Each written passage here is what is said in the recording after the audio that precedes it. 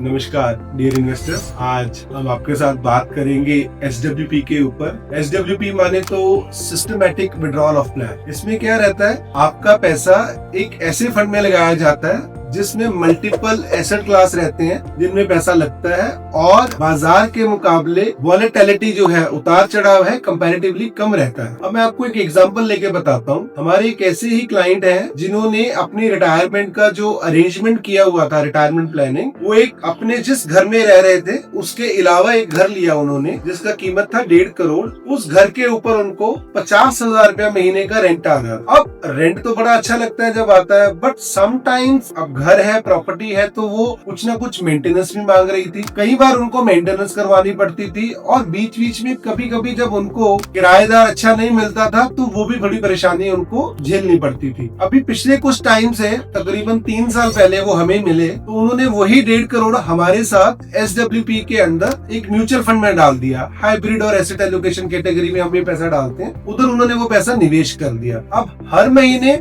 वो अपने 1.5 करोड़ के ऊपर लगभग 90,000 रुपए का विड्रॉल हमारे से ले रहे हैं। म्यूचुअल फंड के फंड से उनको आ रहा है। एट द सेम टाइम पिछले 3 साल में जो विड्रॉल उन्होंने लिया है, अपार्ट फ्रॉम दैट विड्रॉल, उनका जो कैपिटल है 1.5 करोड़ का, वो भी अप्रिशिएट हो रहा है। और सबसे बड़ी बात, रिटायरमेंट के टाइम में ओल्ड एज पे लिक्विडिटी का कोई यहाँ पे रिस्क नहीं है। लिक्विडिटी माने तो आज आपको अगर पैसा चाहिए तो तीसरे दिन पैसा आपके अकाउंट में। वेयर एज जब आप रियल एस्टेट में पैसा डालते हैं तो रियल एस्टेट में कई बारी कुछ हेजल्स आते हैं, रियल एस्टेट इतनी जल्दी लिक्विड नहीं हो जाता, वर्सेस म्यूचुअल फंड तीसरे दिन आपको दे देता है। तो SWP क्या है, आपको एक सिस्टमैटिकली तरीके से पैसा आपके अकाउंट में आता है एक नियमित अंतराल के अंदर, और जो बचा हुआ पैसा है आपका वो भी ग्रो करता रहता है। तो आप अगर इस तरीके का प्लान लेना चाहते हैं तो अपने ही एडवाइजर के साथ कांटेक्ट कीजिए, उनके साथ बात कीजिए। अगर आपके पास कोई फाइनेंशियल एडवाइजर नहीं है तो आप हमारे से और हमारी टीम के साथ संपर्क कर सकते हैं। धन्यवाद।